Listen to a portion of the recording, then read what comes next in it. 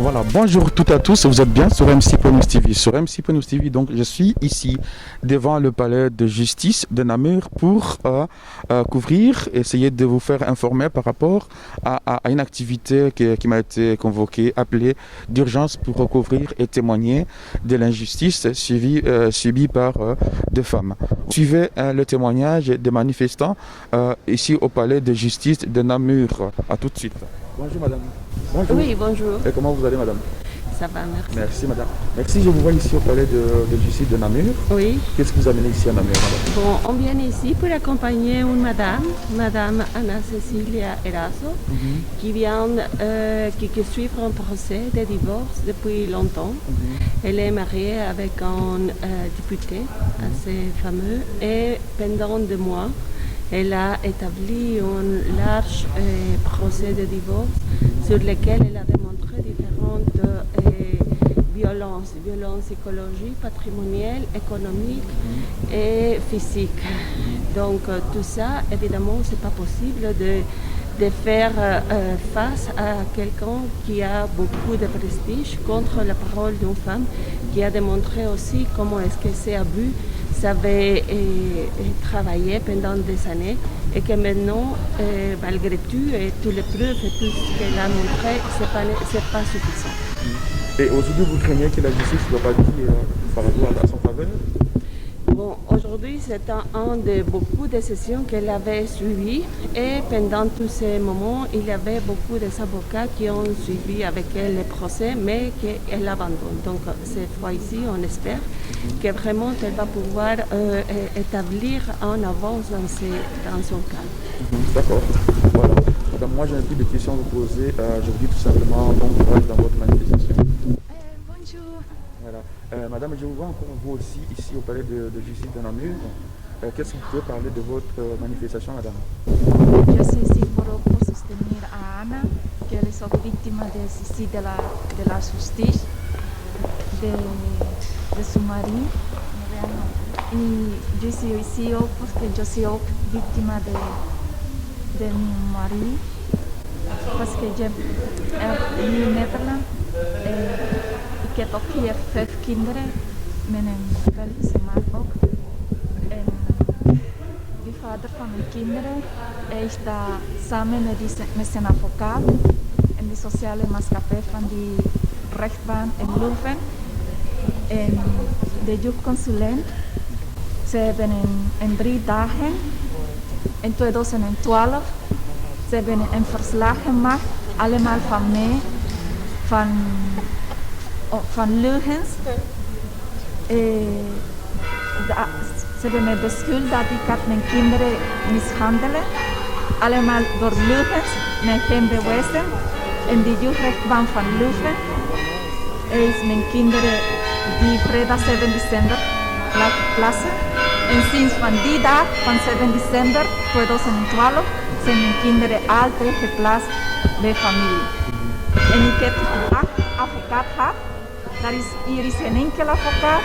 Die is nog niet mijn probleem opgelost. Die hebben nog erger mijn probleem gemaakt.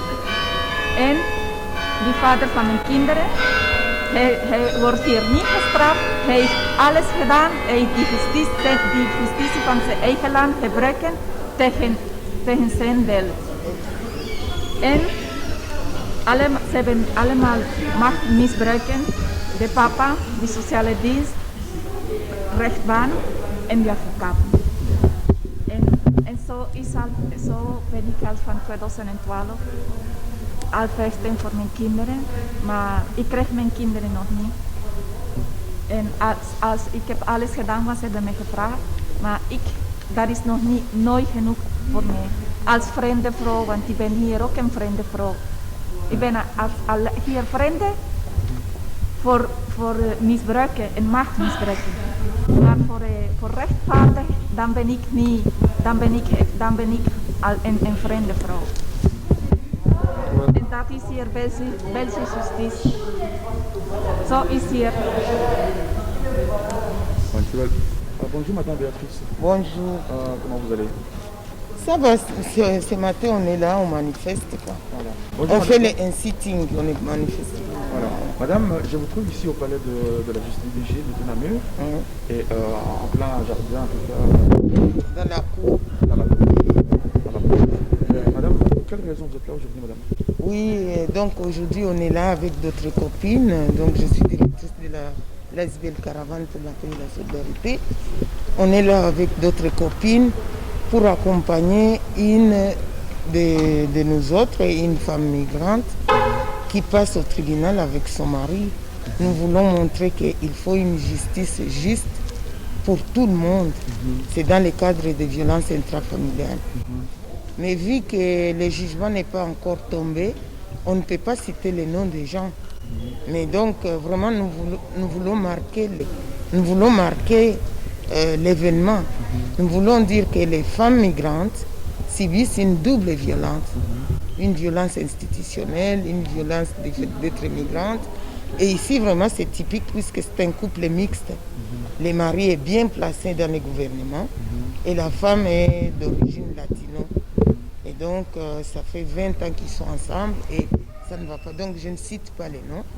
Et donc c'est une dame aujourd'hui qui pourra tout perdre après avoir passé 20 ans avec les maris. Et donc ici, qu'est-ce qu'on peut retenir de votre manifestation dans nos diapos? On retient que les femmes migrantes sont debout et seront toujours là. On regrette que les femmes des associations belges ne soient pas avec nous. C'est vrai qu'on n'a pas fait beaucoup de bruit autour de l'histoire.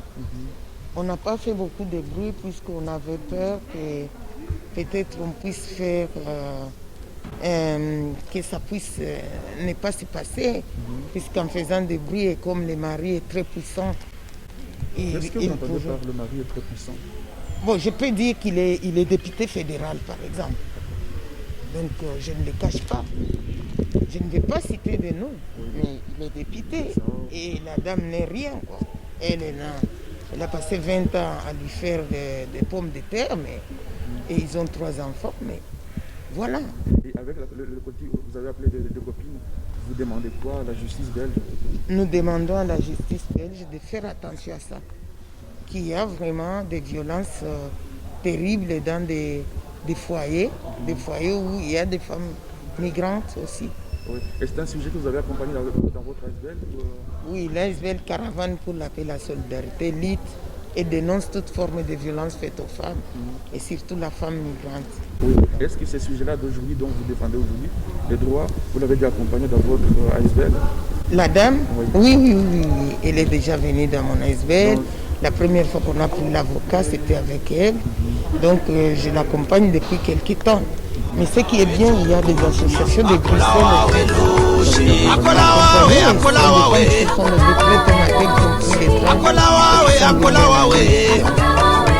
Chapeau,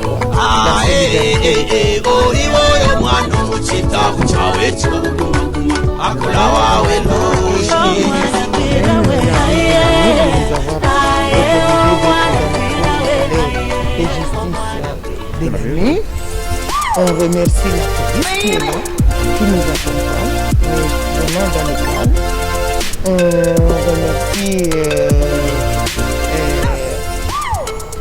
voilà, on est soutenu. On est dans un effort politique. Je crois qu'on va continuer à nous écouter. Et bien, courage à vous. Merci.